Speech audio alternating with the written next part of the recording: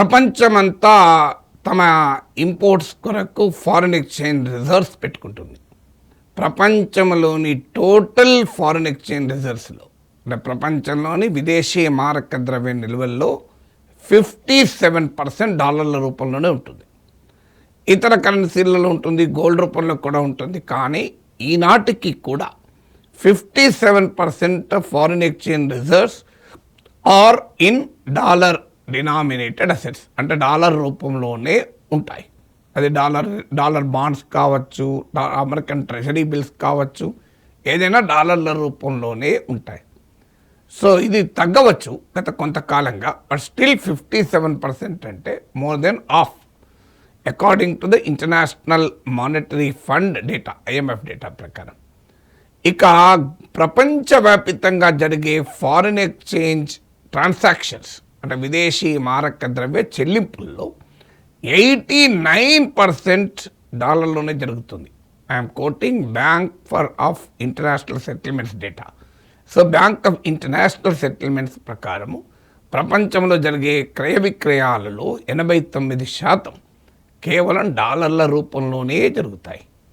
ప్రపంచంలోని oil trade అత్యధికంగా డాలర్లో జరుగుతుంది. 1974లో అమెరికాకు సౌదీ అరేబియాకు మధ్య కుదిరిన పెట్రో డాలర్ ప్యాక్ట్ ప్రకారము అప్పటి నుంచి మొదలైంది. దానితో 50 ఇయర్స్గా డాలర్లలోనే ఆయిల్ ట్రేడ్ జరుగుతుంది. దాని ఫలితం ఏంటి? ప్రపంచంలో ఇప్పుడు మన దేశము 85 to 90% ఆయిల్ దిగుమతి చేసుకుంటాం. చైనా ఆయిల్ దిగుమతి చేసుకుంటుంది. జపాన్ 90% ఎబో ఆయిల్ దిగుమతి చేసుకుంటుంది. పాకిస్తాన్ ఆయిల్ దిగుమతి చేసుకుంటుంది. శ్రీలంక ఆయిల్ దిగుమతి చేసుకుంటుంది. ప్రపంచంలో Saudi, UAE, Iran, Qatar, Bahrain ఇలాంటి కొన్ని దేశాలు ఒపేక్ దేశాలు అంటారు, పెట్రోలియం ఎక్స్పోర్టింగ్ కంట్రీస్. ఇది కాక రష్యా, కొంత వెనిజులా, అమెరికా, ఈ దేశాలకు మాత్రమే వాటికి చాలినంత చమురు నిల్వలు ఉండగా అవి ఇతర దేశాలకు అమ్ముతాయి. అంటే ప్రపంచంలో ఫ్యూయల్ ఇంధన నిల్వలలో, ఇంధన ప్రొడక్ట్ ఉత్పత్తిలో, అమ్మకాల్లో హ్యాండ్ఫుల్ ఆఫ్ కంట్రీస్ మాత్రమే సెల్లర్స్, ప్రపంచమంతా బయర్స్. మరి ప్రపంచ ఆయిల్ ట్రేడ్ అంతా మీకు డాలర్లో ఉంటే ఏం చేయాలి? ప్రపంచంలో అత్యధిక దేశాలు తమ ఆయిల్ ఇంపోర్ట్స్ కొరకు డాలర్ నిల్వల్ని మెయింటైన్ చేస్తూనే ఉంటాయి. దీంతో డాలర్కు హ్యూజ్ డిమాండ్ ప్రపంచంలో ఉంటుంది. మరి అలా ఆయిల్ కొనే దేశాలు డాలర్లలో చెల్లిస్తాయి కనుక సౌదీ అరేబియా ఇలాంటి ఆయిల్ ఎక్స్పోర్టింగ్ కంట్రీస్ వద్ద డాలర్లు పుష్కలంగా ఉంటాయి. వాళ్ళు ఏం చేయాలి? మళ్ళీ ఆ డాలర్లు పెట్టి అమెరికాతో ట్రేడ్ చేయాలి, లేదా అమెరికాలో ఇన్వెస్ట్ చేయాలి. సో ఇది అమెరికన్ ఫైనాన్షియల్ సుప్రమసీకి కీలకం.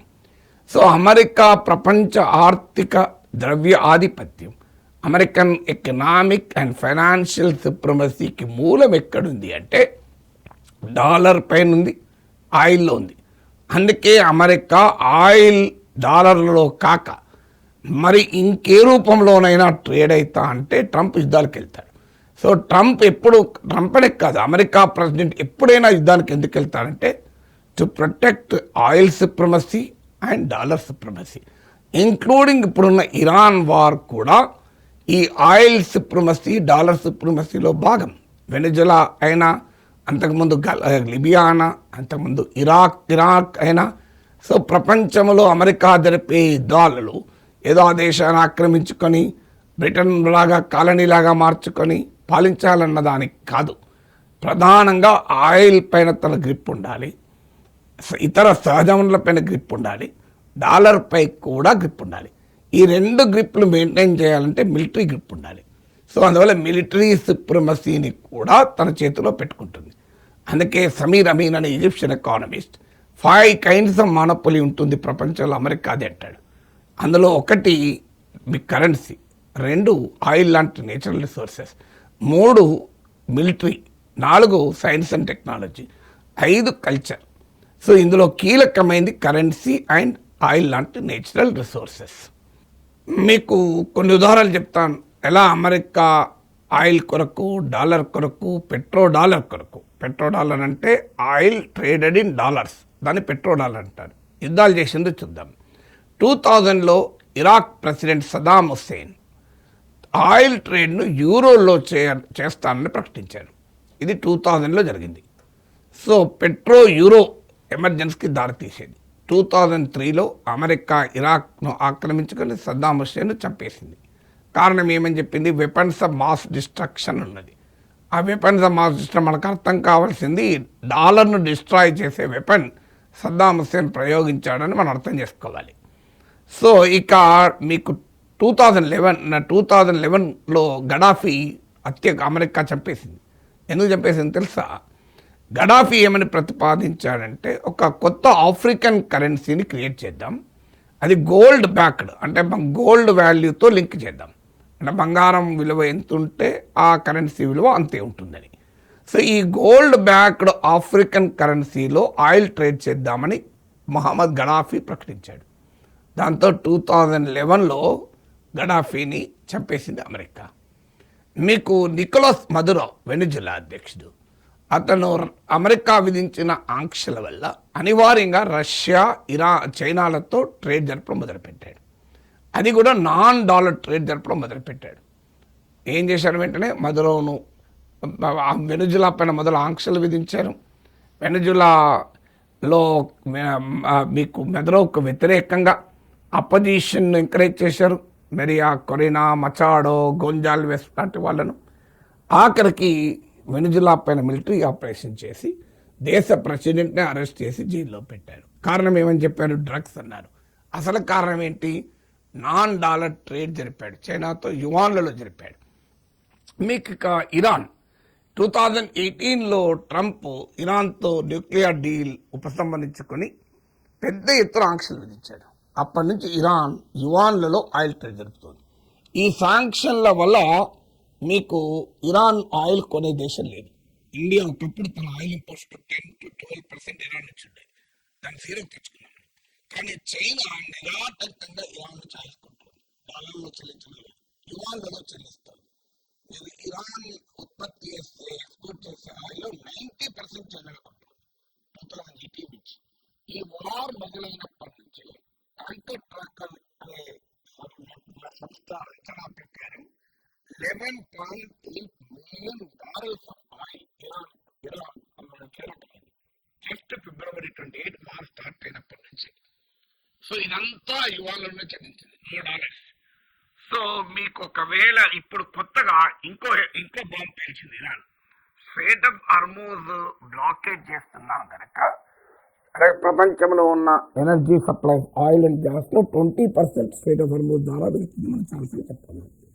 యువాన్లలో ట్రేడ్ అయ్యే ఆయిల్ మేము విలువ చేస్తాం, డాలర్లలో ట్రేడ్ అయ్యే ఆయిల్ విలువ చేయం. ఇది ఆలోచిస్తున్నామని ఇరాన్ ప్రకటించింది. ఇదే జరిగితే పెట్రో డాలర్ మనుగడ ప్రశ్నార్థకమై పెట్రో యువాన్ అవతరించే అవకాశం కనిపిస్తుంది. ఇది మన దేశానికి కూడా మంచిదేం కాదు. పెట్రో డాలర్ అయినా పెట్రో యువాన్ అయినా ఎవరి ఆధిపత్యం ఉన్నా మనకు నష్టమే. యువాన్లలో పేమెంట్ సెటిల్మెంట్ కొరకు అవసరమైన ఇన్ఫ్రాస్ట్రక్చర్ను కూడా చైనా క్రియేట్ చేస్తూనే ఉంది. ఇప్పుడు ఉదాహరణకు డాలర్లలో పేమెంట్స్కు స్విఫ్ట్ అనే వ్యవస్థ అమెరికా నాయకత్వం ఉంది. Society for world wide inter financial telecommunication bank systems అని స్విఫ్ట్ అంటారు. Society for world wide inter financial bank telecom system అది. సో ఈ స్విఫ్ట్ లాగా క్రిప్స్ అని, అంటే మీకు ఈ China dominated cross border interbank సిస్టమ్స్ను చైనా డెవలప్ చేసింది. మీకు ఏ స్థాయిలో ఇందులో ట్రేడ్ జరుగుతుందనటానికి ఉదాహరణ, మీకు మార్చ్ నుంచి మార్చ్ ఎండింగ్ వరకు $130 బిలియన్ సమానమైన యువాన్ ట్రాన్సాక్షన్ జరిగాయి. సో ఇలా cross border interbank payment system క్రిప్స్ను చైనా తయారు చేస్తుంది. ఇది అమెరికా నాయకత్వంలో స్విఫ్ట్కు ఒక ప్యారల్గా డెవలప్ అవుతుంది. సో ఇది ఇప్పుడు ఈ వార్ అసలు ప్రపంచంలో డాలర్ సుప్రమసీని నిలబెడుతుందా దెబ్బతీస్తుందా అనేది డిసైడ్ అవుతుంది. ఈ వార్ ఫ్యూచర్ బట్టి ఆధారపడి ఉంటుంది. అందువల్ల అమెరికా పెట్రో డాలర్ ఆధిపత్యాన్ని నిలబెట్టడం కొరకు ఆయిల్ తనకు పుట్లో పెట్టుకోవాలి. ఆయిల్ ట్రేడ్ తన గుప్పిట్లో పెట్టుకోవాలని అమెరికా యుద్ధాలు చేస్తుంటుంది. ఆ యుద్ధాల అవుట్కమ్ అనేది పెట్రో డాలర్ ఆధిపత్యం నిలబడుతుందా, దానికి పోటీగా ఇంకో కరెన్సీ వస్తుందా అనేది డిసైడ్ చేస్తుంది.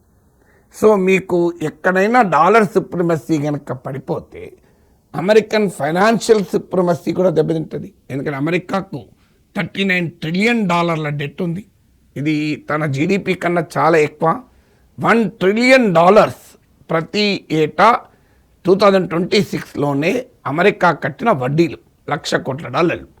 అలాగే $9 ట్రిలియన్ 2026లోనే అమెరికా చెల్లించాలి. అది పాండమిక్ టైంలో రేజ్ చేసిన డెట్, ఆల్మోస్ట్ 0 ఇంట్రెస్ట్కి రేజ్ చేశారు. ఇప్పుడు మళ్ళీ దాన్ని రిన్యూ చేయాలన్నా లేదా కొత్త అప్పులు చేసి తీర్చాలన్నా వడ్డీ రేటు పెరిగిపోతుంది. పోనీ అమెరికా ఏమన్నా ఫైనాన్షియల్ డిసిప్లిన్ ఫాలో అవుతుందంటే అది లేదు.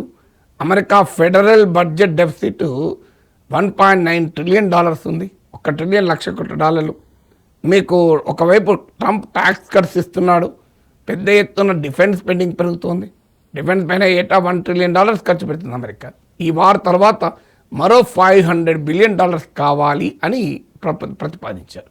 అందువల్ల రేపు ఈ డాలర్ సుప్రిమసీ కనుక అమెరికా కోల్పోవడం పక్క పెట్టండి, తగ్గిన అమెరికన్ ఎకానమీ పైన అది తీవ్రమైన ప్రభావం పడుతుంది. సో ఇప్పటికిప్పుడు డాలర్ సుప్రిమసీ పోకపోవచ్చు, కానీ డాలర్కు ఛాలెంజ్ మాత్రం మొదలైందనటానికి పెట్రో డాలర్ను సవాల్ చేస్తూ రైజ్ అవుతున్న పెట్రో యువాన్ను చూస్తే అర్థమవుతుంది. అయితే ఇది ప్రాసెస్ ఒక్క రాత్రి జరగదు. ఇప్పుడు ఉదాహరణకు బ్రిటిష్ మీకు